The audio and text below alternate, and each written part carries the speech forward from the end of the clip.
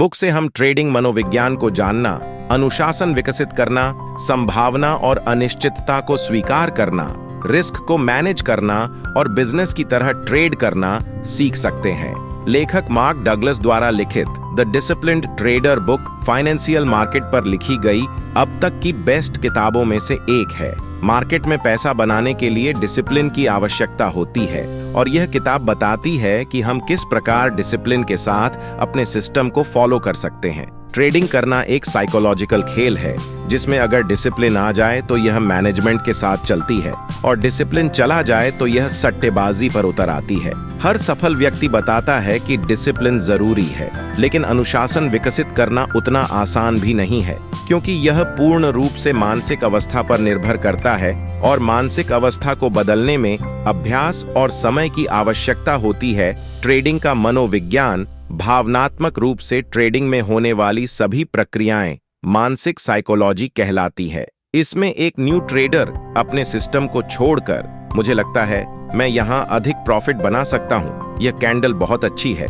पर ट्रेड लेता है। ट्रेडिंग साइकोलॉजी सही से विकसित न होने के कारण हम मार्केट से प्रॉफिट नहीं बना सकते। इसके कई कारण हैं। हम आधा अधूरा होमवर्क करके ट्रेडिंग करने जाते हैं, स्टॉप लॉस हिट हो जाने के बाद भी ट्रेड को ऑपोजिट दिशा में चलने देते हैं। प्रॉफिट होने पर प्रॉफिट चला न जाए इसलिए थोड़ा हरा दिखने पर काट देते हैं। ट्रेडिंग में 80% साइकोलॉजी और 20% मेथोडोलॉजी, फंडामेंटल और टेक्निकल काम करता है। हमारी साइकोलॉजी जितनी अच्छी हो, हम उतनी ही जल्दी लॉसेस की मानसिकता से बाहर आ जाते हैं। हम रिवेंज ट्रेडिंग के शिकार नहीं होते। हम डिसिप्लिन के साथ अपने रूल्स फॉलो करते हैं और सिस्टम के एंट्री एग्जिट का इंतजार कर सकते हैं। अनुशासन विकसित करना एक ट्रेडर के रूप में हमें जो काम स्वयं से करने चाहिए, अगर हम वे करते हैं तो हम आत्म अनुशासित हैं, अगर नहीं करते हैं तो हमें सीखना होगा।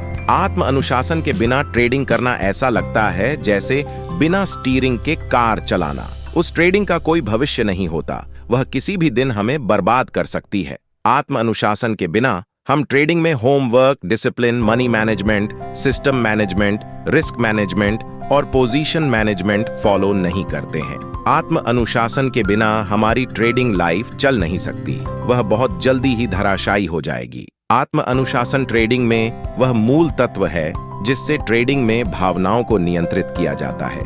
जैसे हम स्वयं सोचते हैं कि ट्रेडिंग करनी है तो हमें स्वयं सोचना होगा कि ट्रेडिंग होमवर्क और रूल्स भी फॉलो करने होंगे। ट्रेडिंग में हमें कोई दूसरा नहीं सिखा सकता, स्वयं सीखना होता है, इसलिए भी आत्म अनुशासन आवश्यक है। संभावना और अनिश्चितता। 10 ट्रेड में से कोई सेटअप कितनी बार चलता है, इसी को उस सेटअप की संभावना कहते हैं।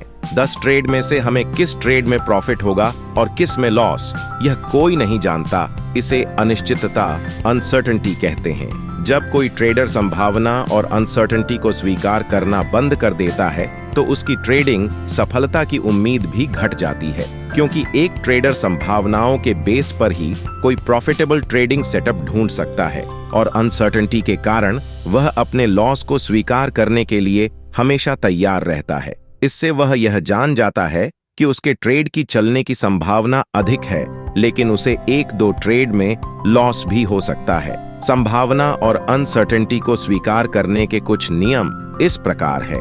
हमें अपने लिए अच्छा सेटअप ढूंढना होगा जो अधिकतर बार हमें प्रॉफिट देता हो। हमें अनसर्टेनिटी को स्वीकार करना सीखना होगा, क्योंकि मार्केट में प्रॉफिट के साथ लॉस भी छुपा होता है और हम नहीं जानते कि कब प्रॉफिट या लॉस होगा।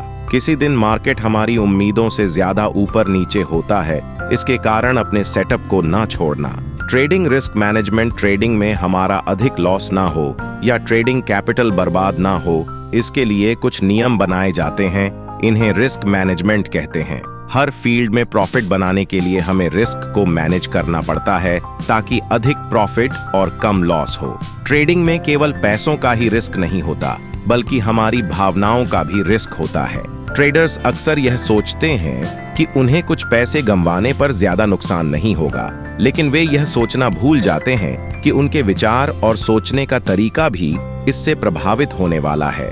लेखक हमें 3 प्रकार के रिस्क मैनेजमेंट के बारे में बताते हैं: कैपिटल मैनेजमेंट, भावनात्मक मैनेजमेंट और सिस्टम मैनेजमेंट। यह तीनों रिस्क मैनेजमेंट के अंतर्गत आते हैं और इन तीनों पर काम करना जरूरी है। कैपिटल मैनेजमेंट हमें अधिक समय तक मार्केट में टिके रहने में मदद करता है। भावनात्मक मैनेजमेंट हमें भावनात्मक रूप से ट्रेडिंग करने से बचाता है। सिस्टम मैनेजमेंट हमें एक प्रक्रिया को फॉलो करने में मदद करता है। बिजनेस की तरह ट्रेड करना, बिजनेस की परिभाषा सभी के लिए अलग अलग होती है और मेरी इस प्रकार है कि कोई काम जिसे हम लंबे समय तक सीखते हैं, जो हमें पैसा देता है और जिसके हम स्वयं मालिक हैं, जहां तीनों चीजें लागू होती हैं, वह मेरे लिए बिजनेस कहलाता है। जो ट्रेडर ट्रेडिंग में बिजनेसमैन की तरह काम नहीं करता, वह ट्रेडिंग लाइफ में बहुत कम समय का मेहमान होता है। एक न्यू ट्रेडर यह सोचता है कि ट्रेडिंग में हर कोई पैसा बना रहा है तो मैं भी पैसा बना सकता हूँ। वह बिना किसी रूल्स और सिस्टम के ट्रेडिंग में उतरता है, लेकिन वह यह भूल जाता है कि यह एक बिजनेस है। जब ट्रेडर्स ट्रेडिंग को बिजनेस ना समझकर पैसे बनाने की मशीन समझने लगते हैं, तब वे ट्रेडिंग में अपना सारा पैसा गवा देते हैं। बिजनेस सिस्टम और नियम पर बना होता है। सफल ट्रेडर्स इस बात को जानते हैं, इसलिए वे अपने सिस्टम को फॉलो करते हैं और गलतियां होने पर उसे अपडेट भी करते हैं। कहते हैं कि नियम समय के साथ बदलते रहते हैं और अपने सिस्टम को भी समय के साथ अपडेट करते रहना चाहिए। ट्रेडिंग बिजनेस के अनुसार हमें अपने नियम, प्रॉफिट और लॉस को एनालिसिस करना जरूरी है। निष्कर्ष, the disciplined trader book summary में हमने 5 महत्वपूर्ण बातें सीखी जो इस प्रकार हैं। ट्रेडिंग में भावनात्मक उतार चढ़ाव को मैनेज करने के लिए ट्रेडिंग के मनोविज्ञान को समझना जरूरी है।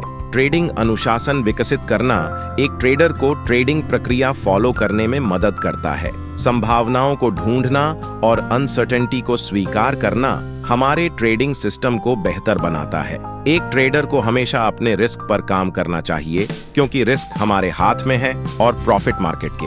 हर ट्रेडर को यह याद रखना चाहिए कि ट्रेडिंग एक बिजनेस है।